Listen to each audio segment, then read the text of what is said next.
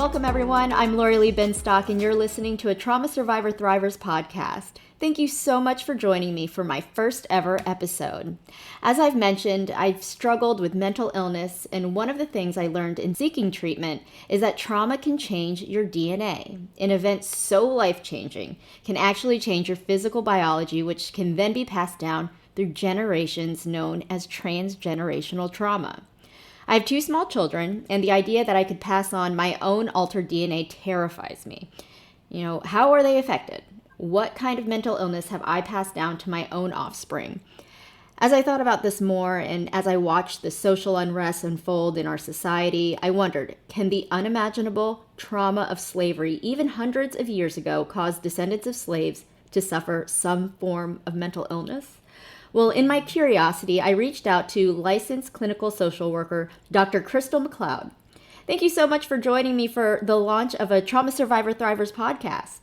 Thank you so much, Laura Lee, for having me. I really appreciate you asking me to join you to talk about this topic today, something that's very serious and something that's actually very real. So thank you so much for having me today. Oh, absolutely. Thank you. And when we talk about transgenerational trauma and the research that has been done, what have you learned? Especially in observing descendants of slaves. Can children of trauma survivors, even generations removed, be more sensitive to developing stress or other mental illnesses? So you can't really discuss transgenerational trauma and research without speaking of slavery and kind of the impact that slavery has kind of had on our world. First of all, transgenerational trauma is the transference, right, of one person's emotional, physical, or social pain to their descendants. So I want to make sure people kind of understand what that means. So, for example, if you are a parent who grew up in an abusive home where violence was displayed physically and emotionally, if you maybe have lived in an unstable environment and have children of your own, your child rearing style, your educational knowledge can impact the child growing up based on your experience. So if this trauma is something that you haven't really dealt with over time, repressed trauma, it can manifest itself in the form of depression, anxiety, PTSD. And then when we kind of look back to the descendants of slaves, let's just kind of be realistic here. Violence was used as a control mechanism in slavery, right? Slaves were branded, mutilated, stabbed, crippled. Women were raped at times. Their children were separated from their parents, punished, or even sometimes their children molested. So slaves who have had children, they beat their children and rear them in the way that they were, or they were kept in line. So children were not only vulnerable to their parents, but also vulnerable to slave owners. So overall, the abuse of slaves as children and adults was a breeding ground, in my opinion, for transgenerational trauma. So you're kind of projecting your own experiences onto your descendants, which is your children. I worry about my own trauma. When we talk about nature versus nurture, nature being, our own DNA, and nurture is how we raise them, would you say that nurturing is more influential in a child's development? So, Lori, that's a great question. But first, I do remember you kind of asking me a little bit about trauma survivors and the sensitivity in developing stress as mental illness and things like that in children. I think that flows very well with this question. Mm-hmm. But I do want to make sure I can answer that, because I think it definitely depends on how the rearing of your child goes, right? How educated is a parent who has struggled with trauma? How educated are they on their own issues, and are they taking care of themselves appropriately so that things that they've experienced as a child does not really continue in that cycle, right? Mm-hmm. I personally feel all children, especially now, are more vulnerable to stressors simply because we live in this very digital world that automatically grants access to any and everything that you want. So when we talk about the nature versus nurture type of vibe and kind of how much that influences development, I do feel that caregivers are influential in their child's development. I mean, children are learning and seeing what they see first by the individuals who are actually providing for them every day, mm-hmm. and taking care of them every day. They learn how to handle conflict by watching you and your husband. We are actually models for our children. Now, I do believe that genetics can play a role in many things in a child's development, But as a social worker, I believe the impact of environmental influence is really big on a child as they grow up, and as humans, kind of how we grow up. So just because you kind of grow up in a certain way doesn't mean that your children may grow up the same way or may be the same, right? Just because you suffer from depression or anxiety doesn't mean your children have to suffer from those things as well. So I think you will decide what you want for your family and take those avenues to kind of meet those needs. When we as adults are in tune with our own issues and we get those things taken care of, that's a part of ensuring that those things are really not passed down to our children. Yeah, and I that makes a lot of sense for me because, I was raised differently than my children. And, I realized changes in myself after I went to treatment for my own trauma. They weren't just beneficial for me. They were beneficial for my children. I immediately saw how different my children responded to me when I raised my voice and then when I was calm. Eventually their behavior became calmer when I was calm. And, I'm not perfect. I can't say that I never yell at my children, but I am also aware that when I do, I have to take a step back and talk to them calmly and let them know that I shouldn't be yelling. My parents yelled at me, and obviously it didn't turn out well. As a parent who is aware of their own trauma, what can we do to help our children? I think take care of your own stuff. I think you said it, right? Take care of your own stuff. This can really look different for everyone. I've had people tell me that meditation was more helpful for them than therapy, or yoga was more helpful for them than therapy. Again, I just feel like you have to help yourself so that you can ensure that those residual effects of your own trauma is not presenting itself when dealing with your children, your family, how you're rearing them, and how you're educating them. So the biggest thing you can do to help your children is help yourself. I feel like noticing there's something wrong. I feel like there are a lot of people I know who kind of say, oh, this is how my parents raised me and I'm fine. I have friends who don't realize that when they do yell at their children and then they don't understand why their children are yelling back at them. How can other people really be aware of that? And people with ancestral trauma, how can they help their offspring in realizing that for themselves? And you're right, Lauralee. We tend to gravitate toward the things that we know, right? So when we're rearing our own children, we think about a lot of the things that are second nature, and that's actually how our parents reared us, right? So if you decide to do spankings or timeouts or whatever it may be, I think a part of that is being aware of what you're doing and the impact of what you're doing. But I do also understand that people are not really in tune to their own trauma. Mm-hmm. And if you're not in tune to your own trauma, it makes it even more difficult to ensure that your children don't feel the residual effects of your lack of knowledge, right? So I think I definitely recognize that. And I think that's something that continues to have to be or will be a work in process or progress, because a lot of times yesterday I had a big conversation going on Twitter about this mental health care, and is mental health care a privilege? Mm-hmm. And it is a privilege. Mental health is a privilege. And a lot of times when we're trying to deal with our deep-rooted stuff, we don't have access. If you don't have access and you're not educated enough to know what you need to deal with that, it can be difficult to help your children not go down those same paths as you can. So I think this is one of those things that if you have the access, then it is your responsibility to take care of yourself. But then again, we look at people who don't have that access and they don't know anything differently. And I think that's where we struggle a lot right now with a lot of the unrest that's going on in the world right now as well. I feel very lucky that I was able to get the help.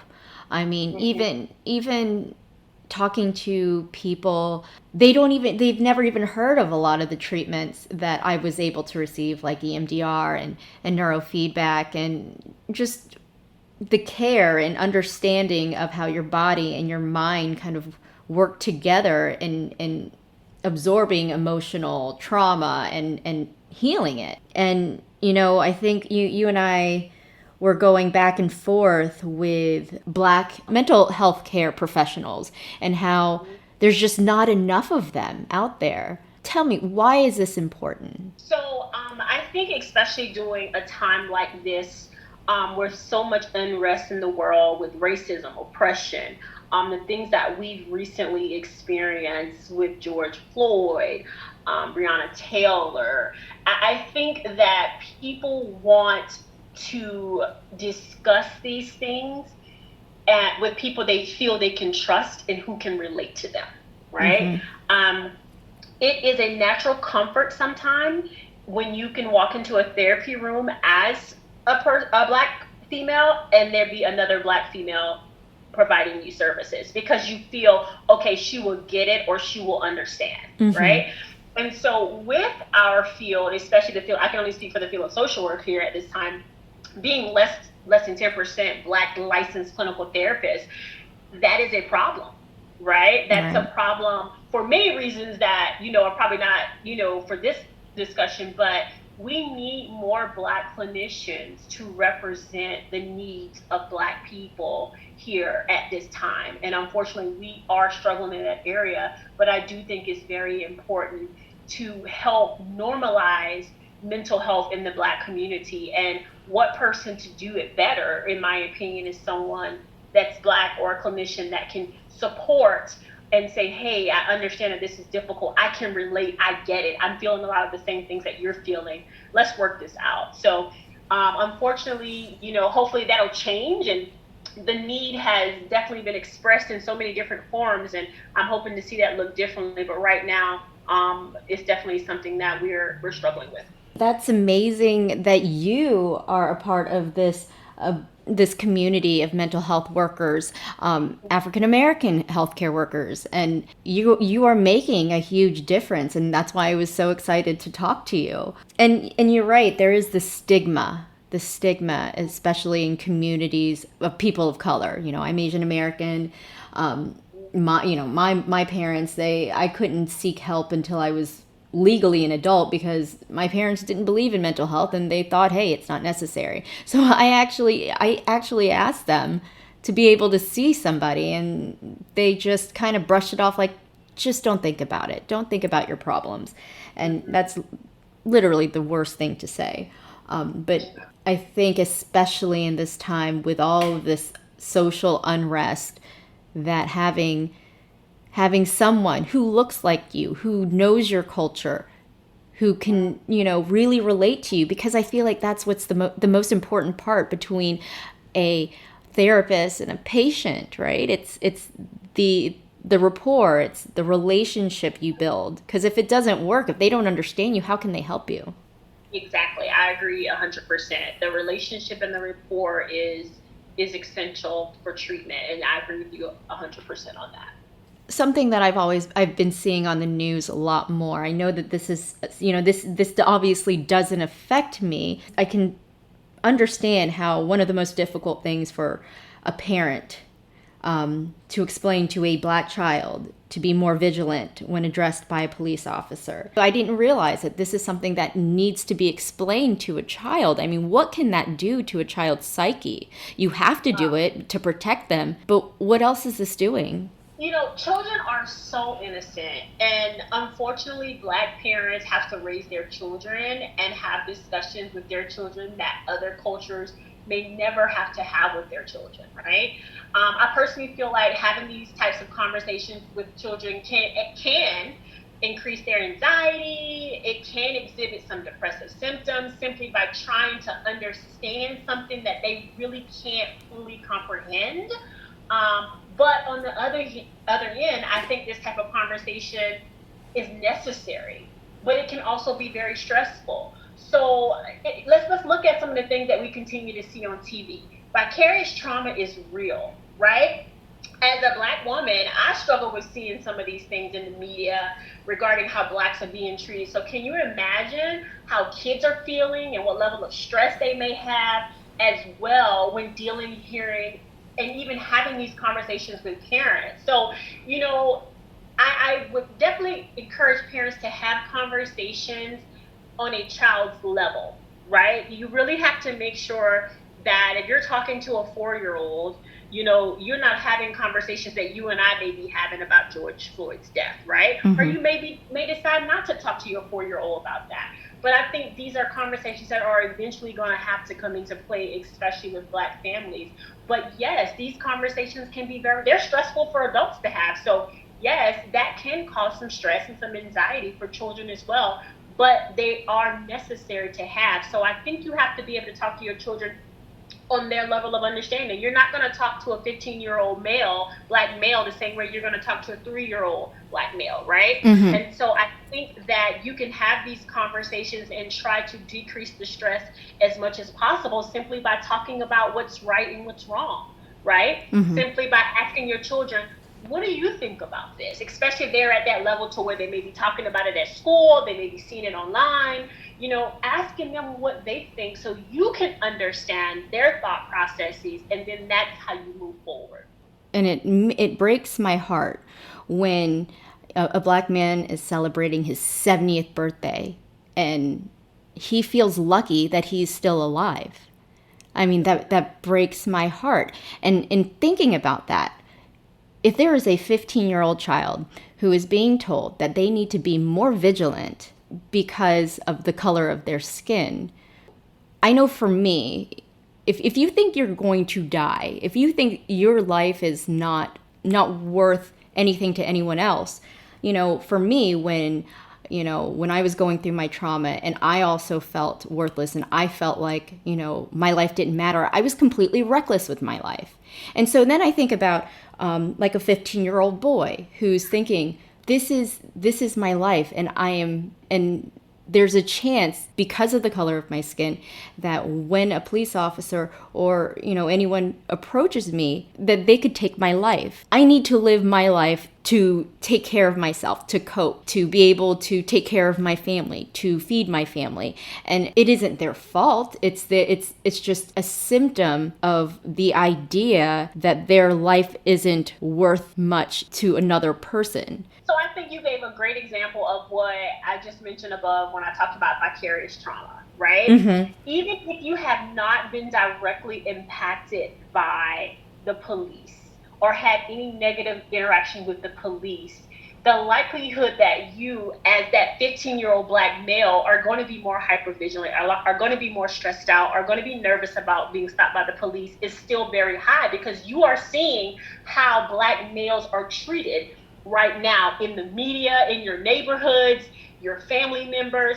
So it is a natural relation as a Black woman for me to feel more hypervigilant, even, when I see police officers, or if a police officer shows up at my door, it's a natural, worry or stress. And I have a personal situation that happened to me here, which was very nerve-wracking for me. My alarm, I could not get my house alarm to go off, and I had forgotten the passcode to it. And what happens is, if it doesn't go off at a certain time, the police are going to show up at your door. Well, I just assume, okay, when I called them, I said, okay, if I remember the password, I'll call you back. I'm sitting in my living room eating, my door rings. No one comes to my house. Who's this? Well, I said, okay, you know what? I opened the door, was a police officer. He said, yeah, your alarm went off. So I'm coming to check and make sure everything's okay. And he said, well, I looked in your window and you were just eating dinner, so I figured you were okay. But when he asked to come in, I was immediately scared as hell, And when he asked for my ID, I said to him, sir, do you mind walking back to my bedroom with me to get this ID? I was afraid to leave him in my living room because I was afraid if I came back out with something in my hand that he could have harmed me.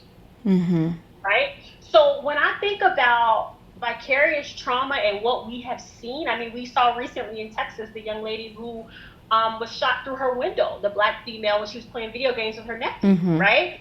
So automatically, those things put me as a Black woman on guard. So that experience for me was very overwhelming. And I'll tell you, he was the nicest gentleman when he came in. He saw my ID, wanted to check to make sure I was safe, no one was holding me hostage, and he left and said, have a good evening. When he walked out of my door, I broke down in tears because of how afraid I was. So vicarious trauma is very serious, especially in the Black culture. It definitely is. You know, I worked as a reporter for many years and I had a great rapport with police officers. But, you know, I remember a point when I was in college and, you know, I was in college and I was smoking pot in my apartment with a bunch of my friends. And I don't know who called the police, but the police came to my house. And, you know, I didn't know how to respond, but I do recall he said that he's going to flag my house. But before he said he was going to flag my house, he mentioned that because I was a woman and because I'm a minority, I'm going to have a hard time in life and that I needed to get my shit together.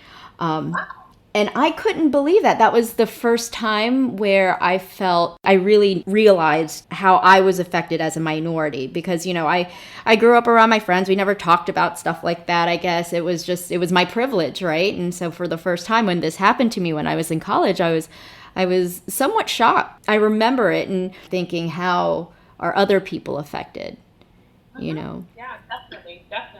Wow.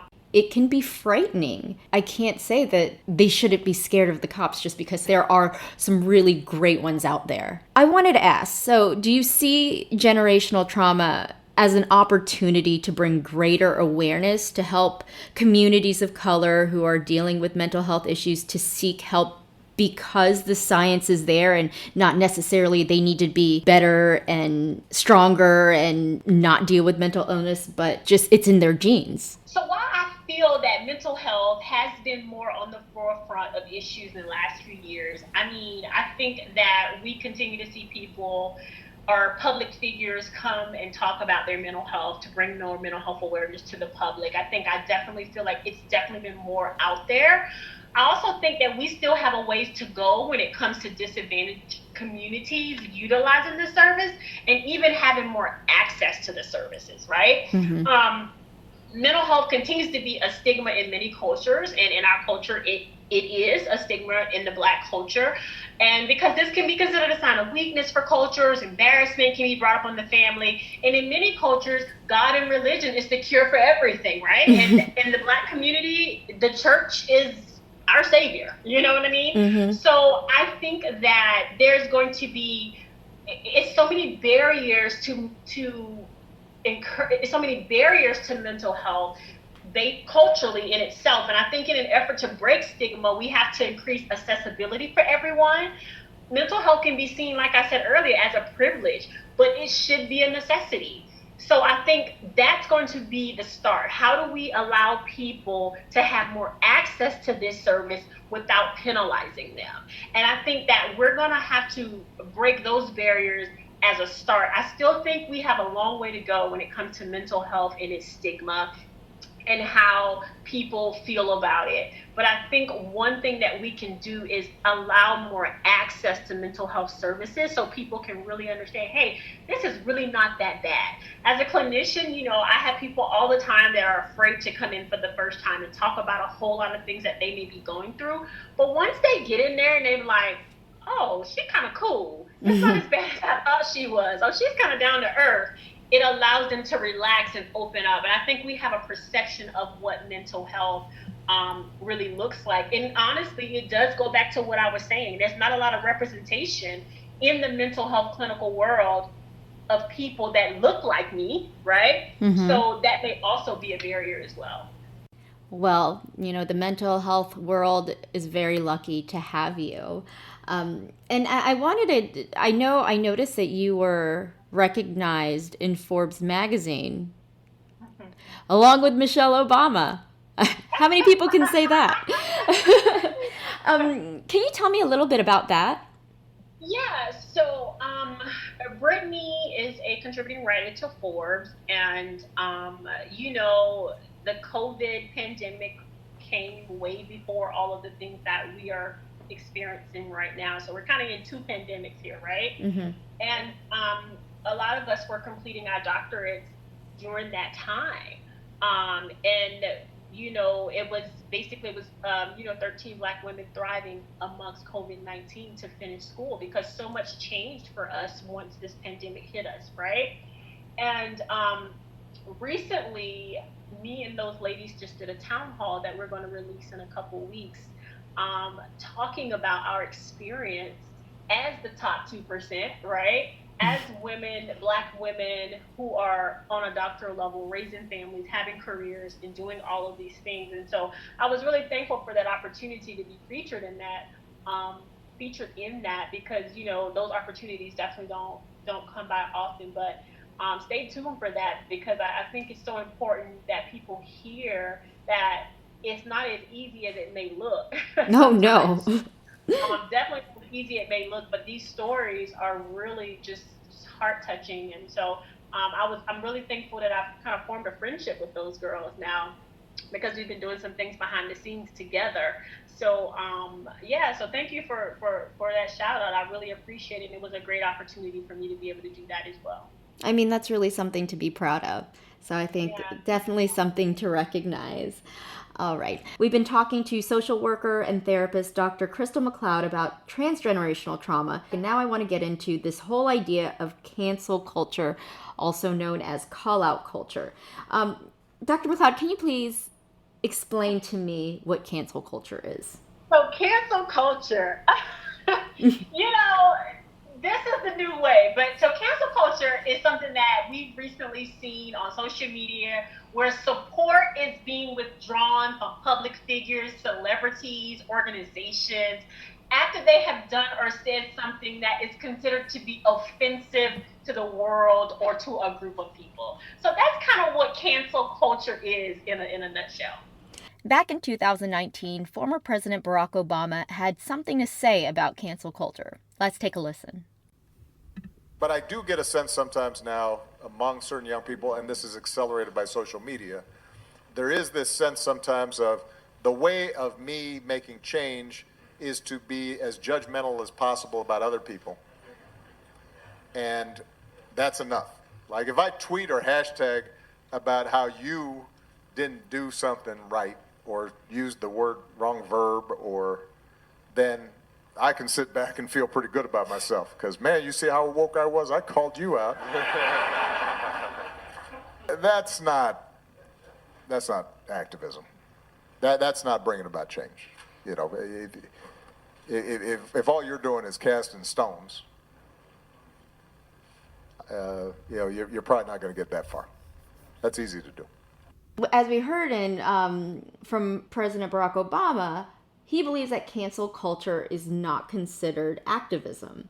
What are your thoughts? So I love me some Obama, right? But President Obama is a baby boomer, right? Activism during his time is a lot different than what current forms of activism is. I think it's a bold stance on a belief system that people have and their way of vocalizing those beliefs. I do agree with much of what he kind of said in the interview when he was talking about it, but so much has changed through the times, and much more change is happening because generations are different now. The world is digital. The impact of the digital world is crazy right now. So activism is going to look a lot different than it looked during the baby boomers time frames, when MLK was active, being an activist, Malcolm X, those different people. So activism is definitely going to look a whole lot different. And a part of cancel culture is activism for this time and this generation. So I think it's going to look differently. So I don't necessarily agree with the president that it's not activism. I think it's just not activism from where he sits, but it definitely is activism for our new generation, because the world is digital, and that's how cancel culture is going to work. And it's been effective. You see how people are taken down pretty quickly. Are we casting a wide net on, or are there exceptions, like how far into someone's past we are willing to go, or what type of behavior constitutes society to cancel a person? Well, I definitely don't feel like we live in a forgiving world. Let's just be real here, especially not for Black people. Forgiveness definitely comes with privilege, I feel, unfortunately. Mm-hmm. I definitely don't feel as though there's a list of behaviors that should cancel a person at all. But I feel canceling a person really depends on the current movement or the current cause, right? So it depends on what's happening at that time. But I do feel like forgiveness is really dependent upon your privilege in the world. I really do. So while I don't, the cancel culture can be pretty tough. But at the end of the day, when we have these platforms that we're on, we have to understand that comes with the territory. Definitely. I've made plenty of mistakes in my life, and more than I can even think of. But I was lucky that social media wasn't really around when I was a reckless kid. Could this call out culture make Gen Zers less empathetic and more quick to judge? Oh, yes, it does. Point blank, no ifs, ands, or buts. Social media fosters judgment. Good or bad judgment, it fosters judgment. I mean, we can see a small snippet of something on social media and totally base our opinion off that 20-second clip, right? Mm-hmm. So yes, social media fosters cancel culture regardless of the generation we are in. I think it will make people less empathetic and very much so make people quick to judge. That is the digital space. And unfortunately, that in itself can be a stressor for people in the digital space as well. And so my question is this cancel culture a form of bullying, or is this sticking up for the underdog? So that's a tough one, right? I do feel when we have platforms on social media, we have to be prepared for the energy that kind of comes with that. I am not by any means an advocate for bullying of any type, but what we do know is that social media increases depression, anxiety. We have seen people take their lives over comments and issues on social media. There is so much pressure in the digital space that we have to ensure that we're pacing ourselves in that space, taking breaks when we need it, and really be aware of our own issues within that space. I don't know that I would call it bullying, but we have to recognize that platforms will solicit good, bad, and the ugly, right? And unfortunately, we have seen bullying on social media that has caused people to take their lives. So I think it's definitely a tough question that I think we just need to really understand what the digital space can definitely do to us. I mean, even for me as someone that's supposed to have all of the coping skills, right? Because I teach it for a living, sometimes I even have to take a break from the digital space, right? I'm very active on Twitter, and I have to even take a break from that space just for my own peace of mind, because everybody's not going to agree with everything that I say. So I definitely think it's a tough space to be in, and yes, some may consider cancel culture to be bullying, but I think when we strive to have these big platforms, we have to really be in tune with our own stuff. When I say stuff, I mean issues, things that we struggle with, because those things will surface when you have these large platforms and you don't do or say something that people like. All right. Thank you so much. That was Dr. Crystal McLeod, licensed clinical social worker and therapist. If you would like to learn more about her, you can go to ATSTpodcast.com. There you will find all of her information, social media handles, and you can always reach out to her. And again, that's the letter ATSTpodcast.com. I'm Lori Lee Benstock, and thank you so much for joining me for a Trauma Survivor Thrivers podcast. Take care.